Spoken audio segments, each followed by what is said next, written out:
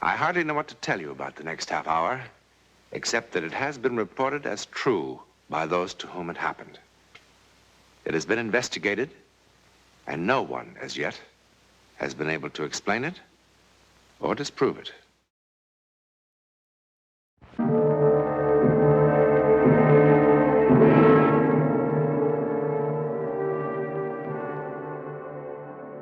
Only a very few moments ago, this was the scene of a tense human drama, played for very high stakes indeed. A man's life. A jury has just determined that Paul Marlin did not murder his wife. Thus, a sensational murder trial comes to an end. But sometimes, the end is also the beginning. Perhaps if Paul Marlin could have known what lay ahead, he would have preferred being found guilty.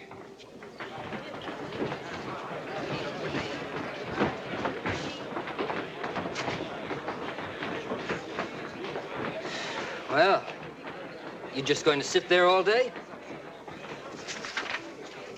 What? Hasn't it gotten through to you yet? It's all over, Paul. You're a free man.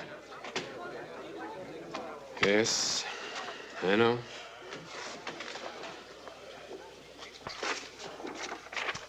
Such enthusiasm. It's not that I expect thanks, Paul. Nobody who charges the kind of fees I do should expect gratitude, too. But I had an idea that you might at least feel relieved. Dan, I'm sorry.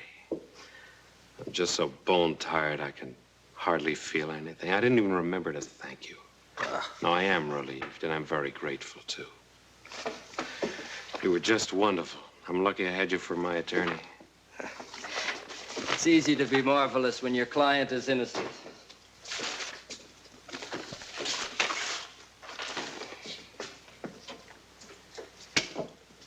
You're still thinking about Julie, huh? I am. I don't know if I'll ever really stop. If I only knew who did it or why. What are you going to do with yourself, Paul? Oh, I don't know. Start trying to pick up the pieces, I guess. You could do with a change of scene. Yes, I suppose so. And a rest. You need a rest, Paul. I'll think about it. Never mind thinking about it. You're going to do something about it. Come on.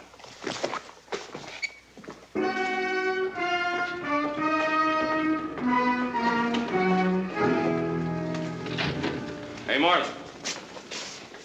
My paper would like to know how you feel about being let off. Being let off? Okay. Being found not guilty. Pretty silly question, isn't it? How do you think he feels? Why don't you let your client answer, Counselor? Well, you've gone so far out of your way to twist and distort everything I've said since my wife's death, I see no point in even trying. How about you, Counselor? Do you want me to print no comment also? Or do you have anything to say about the very peculiar shortage of prosecution evidence and witnesses? Not even the district attorney can produce what doesn't exist, Ferris. Is that why the murdered woman's family wasn't even called to testify? Or did you and the DA decide they didn't belong at your private little trial? Now, look, Ferris. You know perfectly well I tried to reach a brother in New Zealand. Sure you did. Tried real hard. Yes, we did, but communications to the backcountry of New Zealand are practically non-existent. Uh-huh. Besides, it wouldn't have possibly contributed anything relevant. And you know that, of course, without even asking him. Look, Ferris, what are you trying to build? The trial's over. Your paper got a lot of circulation out of it. Now, why don't you find someone else to pick on? It's just that I believe, along with a lot of people in this town, that Marlin killed his wife in cold blood. Now, wait a minute, for Ferris. money. I'm getting sick and And tired it of galls this. me to see him walking away scot-free. Now, look!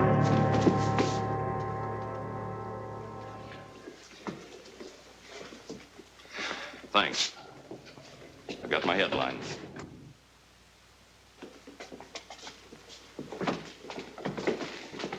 Paul, come on. I want to talk to you. I walked right into his trap. You know your nerves are on edge. All you needed was a push. Look, Dan. No, Now, I wait a want... minute, please. There's something I want to ask you. Now, the things he said about the trial, about the way it was handled. No. Now, you didn't... Paul, it's just as I told you. The DA's office jumped before they had anything much to go on. By the time they realized they had no real evidence against you, what with the papers beating the drums, getting people worked up, they were publicly committed. They had to go through the motions. All right, then why Ferris's personal vendetta with me? Now, he can't possibly believe that I killed Julie, can he? Oh, I doubt if he even cares, one way or the other. But he will go on needling you as long as it means good copy. And so will the rest of the press. Which is just what you want me to avoid. Mm-hmm. That's why all this talk about going away? Yes. You know, what Ferris said about some people in this town is true. People react emotionally, Paul. They react to cliches. Now, Julie was a lot older than you. You know that. She had a lot of money. And, well, people see too many plots in the movies. You know, they're affected by it. Now, it'd be wise to give the town a chance to cool off. Yourself, you need a rest. And you can get a new perspective on things, come back with a fresh outlook. Is that my lawyer's advice? No. It's your friend's advice, Paul.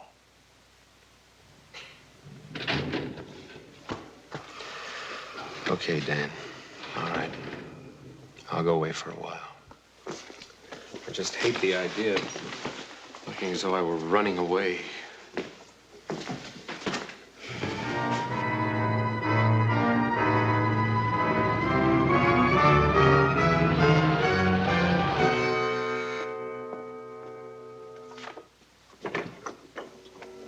Ms. Wyckoff? Yes. Hello. I'm Paul Marlin. I recognize you, Mr. Marlin. The hotel phoned. All I have left is a third-floor rear. I'm sure that'll be quite fine, thank you. Well, it'll have to be. This is our season. Yes, so I understand. I'm sure you'll be quite comfortable. Guess I'm lucky to get anything at all.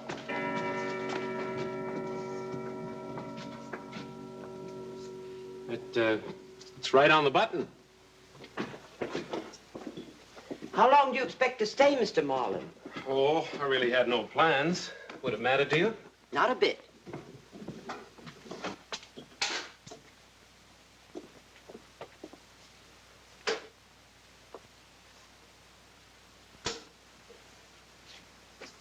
Well? Oh, yes, this'll be fine. Thank you very much. That'll be $6 a night. Oh, When you leave, I'll have the trunks moved tomorrow.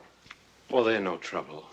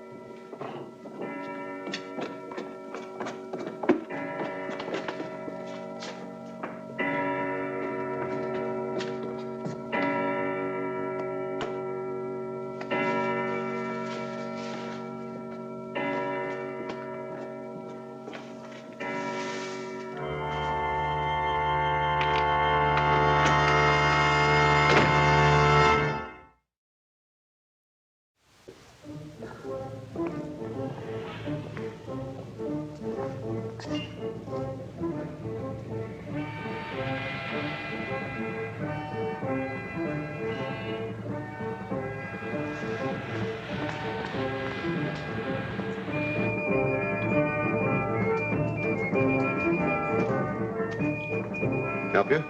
Bourbon. Any particular? Anything.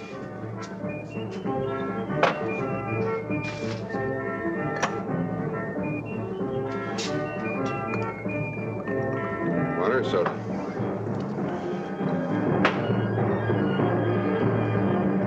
Another, please, a double.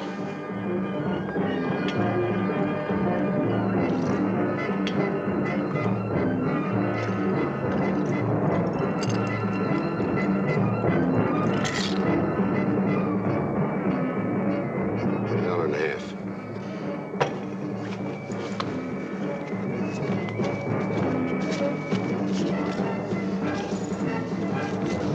Keep it.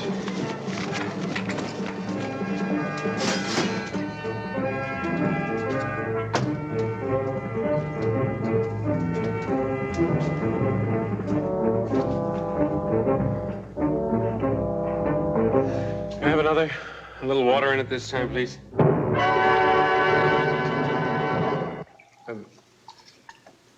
Bartender, tell me something. What do you think? What's your name? Joe. Tell me something. What do you think of people who see things that aren't there and hear things? They've had too much to drink. No, I mean, before they had too much. Before they've had even one drop. Too much imagination, I guess. That's it. Too much imagination. Too much imagination is a dangerous thing, you know? Like the man said. Now, that's a good mirror. That is a mirror that I approve of. Friendly, you know? You look at it, looks back at you. No tricks, just what's there. You know, Joe, I've got a mirror in my room.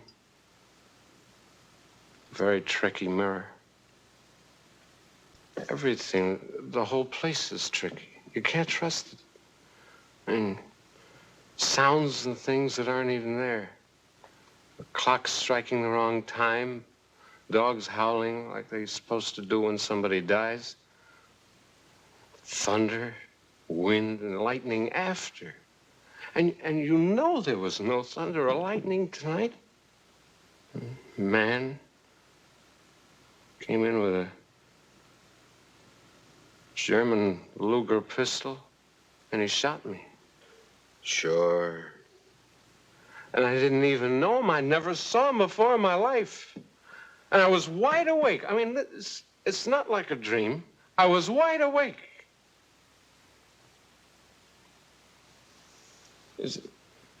That's some imagination, huh? It's like I'm an inventor. I invented a person. I mean, this man he wasn't made up of all faces I'd known before, like in a dream. He was someone real.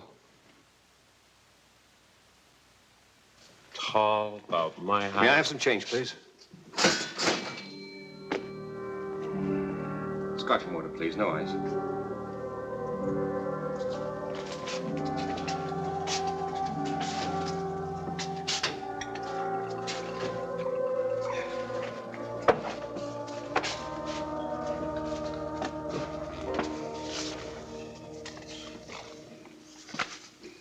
What's this supposed to be? Pardon? 1 pound, Commonwealth of New Zealand. I'm sorry. I've only been in the country a few hours. It takes a while to remember about the currency.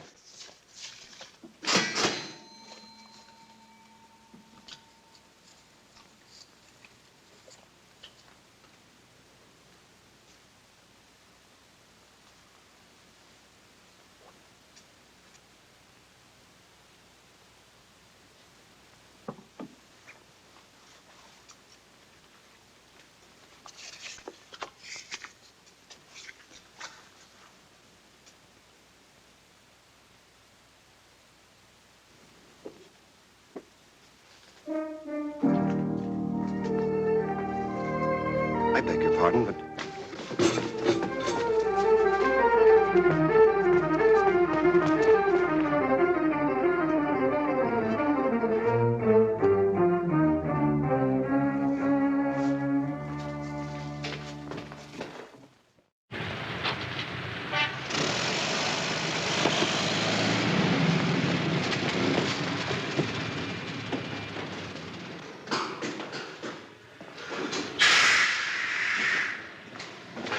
When is the next bus out of here? Where? Anywhere. Well, there's one at 2:05 to San Francisco. Or San Francisco. 4:50. Put your luggage on the ramp. The driver will pick it up when he gets here. Huh? Your luggage. Put it on the ramp. Oh, no, I don't have any luggage, thanks.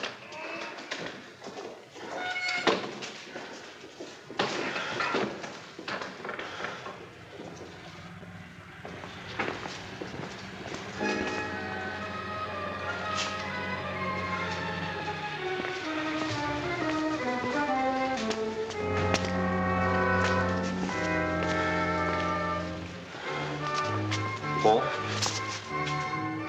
What do you want? I'm Roger Wiley. Roger Wiley, you are Paul Marlin, aren't you?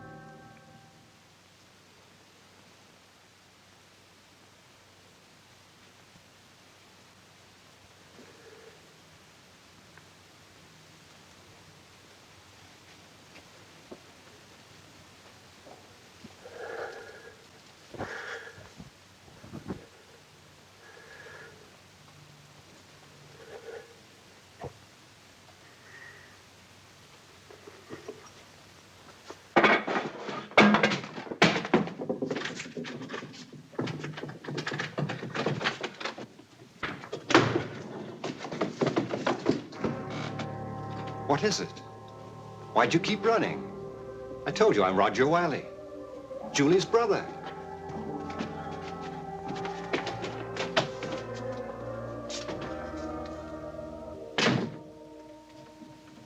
Aren't you well? Shall I call a doctor?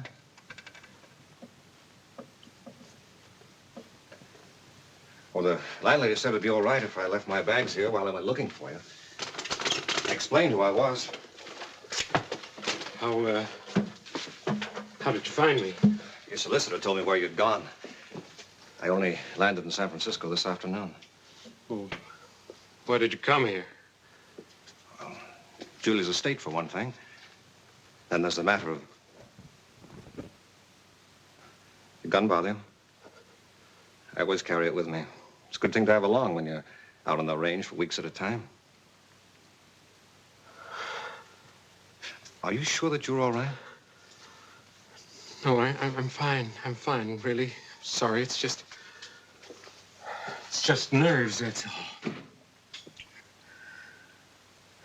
Julie's death. That terrible trial. I'm sure the last month has been very unpleasant for you. It'd probably give anyone the shakes. I'll be all right in the morning. Why don't we meet then? Over breakfast, maybe. We can have a talk, huh? That's a good idea. But with the hotel full up, I hardly know where to look for a room at this hour. What I mean is... Well, I thought perhaps I could flop in that chair for tonight. Oh. Yes, of course. Why not? Thanks.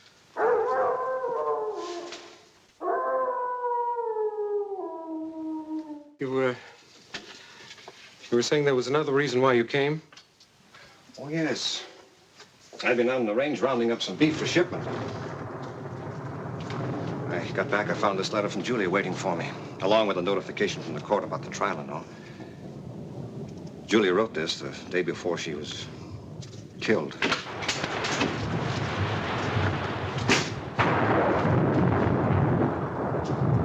Stay away from me. I know why you came. I had a warning. You had what? I know why you're here, and I know why this gun, too. I saw it all happen.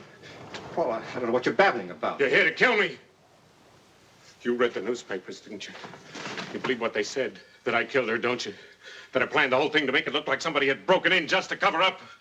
Paul, listen to me. I don't believe anything of the sort. Why should I? Why are you here? She told you everything in that letter. Paul. She knew everything right from the start, didn't she? I never fooled her, not for 1 minute, I'll bet. Paul, give me the gun. No. You don't realize what you're doing. No, I tell you! I waited too long. I've planned all this too carefully to have it all blow up my face now. I am her heir! I am her sole heir! You killed her. Yes! Yes. You're not gonna take it away from me. Nobody's gonna cheat me of it now.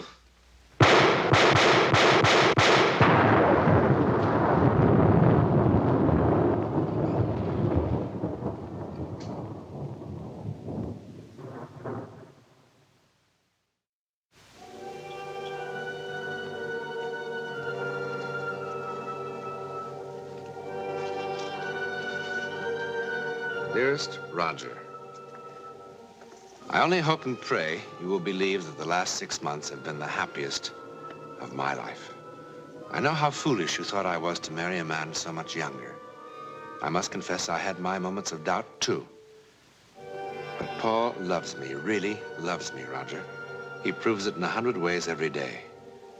I've never felt so alive, so wanted. Enough of this, dear brother.